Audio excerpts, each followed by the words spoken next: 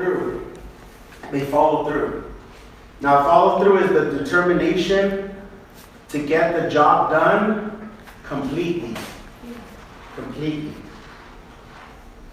Because you can get the job done, but it probably won't be good. So it's the determination to get the job done completely. So that's follow through. Number 5, loyalty. Loyalty. This is the willingness to always put the leader and the organization above personal desires. Think about that. Putting the leader and the organization above personal desires. And we see this throughout the Bible. We see this throughout the Bible. Peter, when God called him out to be his disciple, Peter let go of his profession. He let go of his career. And remember, Peter had a family. He had a wife. He had a family that he had to take care of. He had a wife, he had children, he had a mother-in-law. I mean, he was taking care of all those people. You think that wasn't a hard decision for him? Especially when that's where his living came from, fishing. He put the leader, which is Jesus, and the organization, which is the kingdom, put them over their own desires. Put them over their own desires. Number 6, resiliency. Does anybody know what resiliency is? Resiliency? It's being able to withstand a lot of adverse conditions. Okay. Perseverance. And bounce back. Bounce back. That's the word. So able to recover.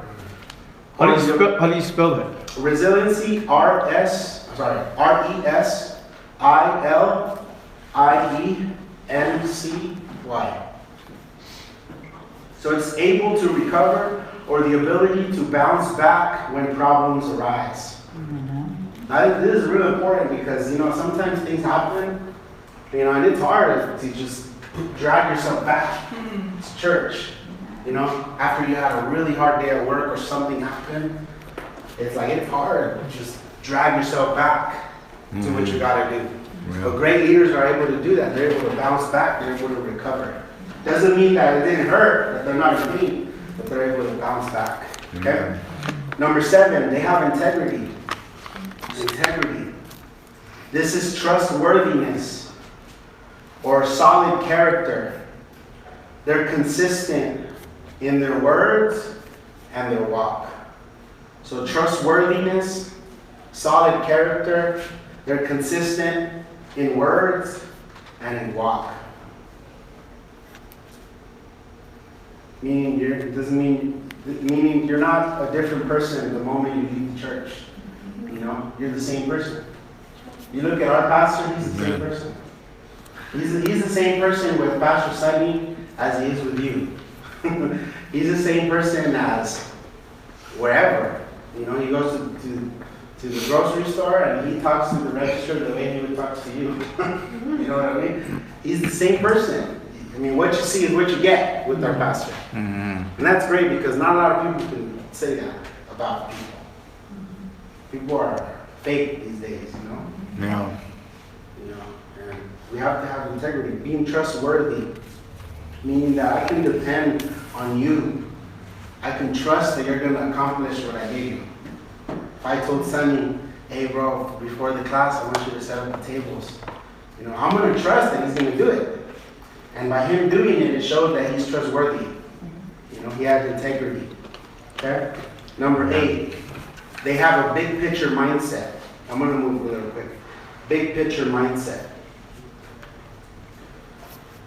This is the ability to see the whole organization and all of its needs. It's so easy for me to just say, the worship is covered. We rehearse, we have our team ready. But for me to watch everything, that's why I'm aware of the stage and I'm aware of the pulpit workers, and the sound and all these things. Why? Because I'm not just taking care of my thing. I heard it explained this way, that someone who's big picture or someone who's big picture, they have a 360 kind of view. They see everything that's around them. And someone who has a 90-degree view, an Ivy degree kind of leader, they only see the area of ministry. You know, which is good. They focus in that area. What I'm trying to say is that you don't care what's happening everywhere else as long as your ministry is good. You know what I mean? But you gotta see. You gotta be able to see everything, because maybe you gotta make adjustments over here according to what's going on over here. Does that make sense? So being big picture. Don't get stuck on your role. Remember, the goal is more important than your role. You know, the big picture is much more important than the snapshot. You see what I mean? So look at the big picture. Some of us, we gotta look at what's going on in our services. You know, there's a toilet paper in the altar, and no one sees it. You know, but Jack goes up there, picks up the paper. Oh, that's Jack's responsibility. No, that's all of our responsibility. I heard a story. They asked the CEO of Walt Disney, of Disney World, of the Disney parks and stuff. They asked him that they visited the park, and they said, "I noticed that you don't have any custodians or janitors." And he's like, "Why is that? You don't have any janitors?" He says, "Because," he's like, "You see that guy? That's a janitor. I'm the janitor. He's a janitor. We have over 1,200 janitors here." See what I mean? He trained his people to not just think in the role, but to think for the whole park. You got to make the whole park look good. You know, if we need a place in this area, then we're gonna move you over there because we need you over there. See what I mean? So the point here is you got to think big picture. Look at the big picture. This Sunday, when we step into the service, what looks wrong? Are the rows crooked? You know, are one of the lights kind of blinking a little bit? What can we do? Is there a spider on the roof? Come on, somebody. Who remembers that? But you know what I mean? Like you got to be able to see everything. You know, go on the kids' gang. What's going on here? Oh, there's dirt. There's someone spilled food. You know, I'm gonna clean it. Not say, oh, that's Sister Arlene's job. She's a kids' game teacher. No, it's all of our jobs. Now we are to focus and develop our area of ministry, but when it comes down to it, we're all connected. You know, if one thing fails, we all fail. So we got to remember, think big picture, big picture. All right, then number 9, just 2 more. Discipline. They have discipline. Discipline is the willingness to do what is required regardless of personal mood. The willingness to do what is required regardless of personal mood.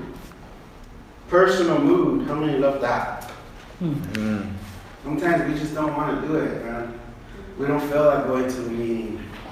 You know, we could easily call in or text them and say, man, I don't feel good, I need to go to UMC. Which is not even true, we're just at home. You know what I mean? But the discipline is the willingness to do what is required regardless of how you feel. Regardless of how you feel. I like the way Pastor Tom said it. He said, we don't need convenient leaders or leaders that just do what's convenient for them, but we need leaders that do what's necessary. Necessary. There are some things that they're just necessary. You got to do them. If you don't do them, no one's going to do them. You know? You got to do them. You got to take responsibility. You got to step out. You got to think big picture. Don't expect other people to think. You think like that. You know? So that's discipline. Regardless of how you feel at the moment, you show up. You give of yourself. You give all that you have. Regardless of how you feel that service, you show up.